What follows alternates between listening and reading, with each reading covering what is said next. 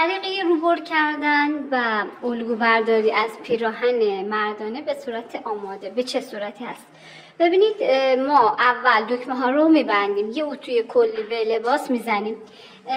وقتی که لباس رو روی میز کارتون پهنش کردین شروع کنیم به اندازه گیری. یک سری اندازه ها هست مثل اندازه کف حلقه، از زیر بغل به صورت صافی خط میذاریم و از گوشه سرشونه دقت کنید. بعضی از لباسا به دلیل اینکه اتو خورده یک مقدار از قسمت پشت اومده به سمت جلو، ولی تخشانه همیشه 4.5 سانته، 4 سانته یا 4.5 سانت.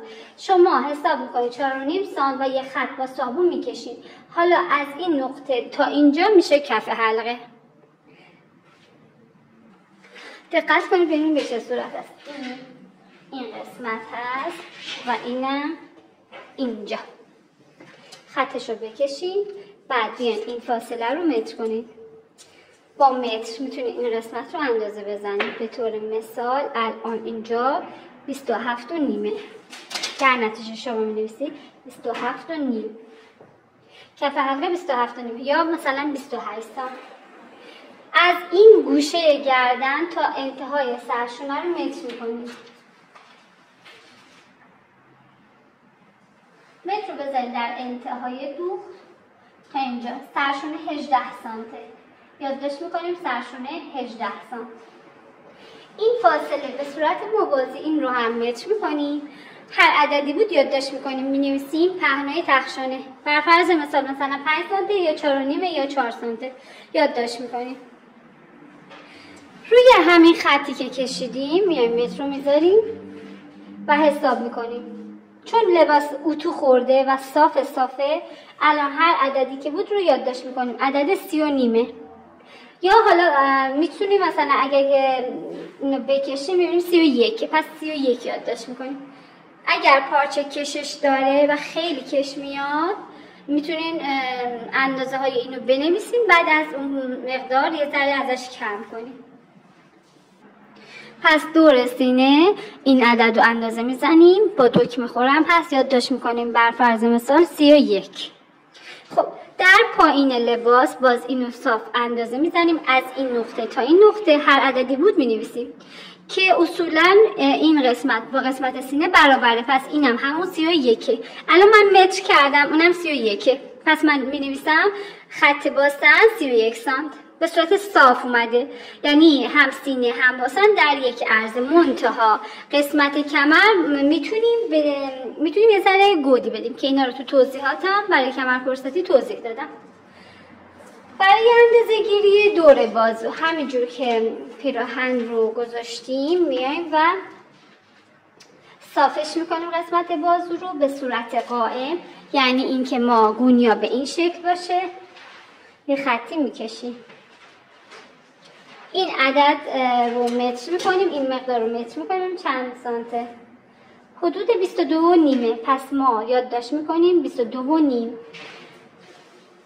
البته توی دفتر جدا باید یادداشت کنیم. من اینا رو مینویسم که شما ببینید. برای قسمت پایین موج ببینید دوستان، این الان هیچی پیلی نخورده، این آستین پیلی نداره. بنابراین اگر که میخواین مثل این باشه که پیلی نخوره، شما بالای بلیط رو متر کنید.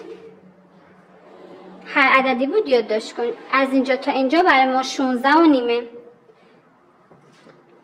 پس بالای بلیط رو متر میکنیم 16 و نیم. باز موج رو هم متر میکنیم چون باید در نهایت همین مقدار به ما بده.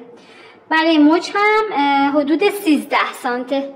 یعنی این رو هم میایم اندازه میزنیم، این مقدار رو هم اندازه میزنیم. برای مچی میایم متر رو میذاریم این قسمت تا انتهای مچی رو تا کنید به این حالتی که میبینید. هر عددی بود الان 13 است. مینویسین عرض مچی 13، طول مچی 7 یا 6، هر عددی که بود. الان 6 و نیمه. الان 6 و نیم در 13 یک کاد میکشین برای مچ. بلیتی آسه رو هم بیاین متر کنین از نقطه شروع تا لبه مچ. 13 و نیم میشه بلیتی ما به این حالت. خب مکان جیب رو هم همینجوری که هست میتونین به دست بیارین. ببینید از خط سینه، از خط گشادی سینه چند سانت رفته بالا؟ حدود 4.5 سانت رفته بالا و حدود 8 سانت هم فاصله گرفته. یعنی اینجا 8 سانت فاصله گرفته و اینجا 4.5 رفته بالا از خط سینه. یه مستطیلمون هم یادداشت میکنیم. عرضش 12.5، طولش 13.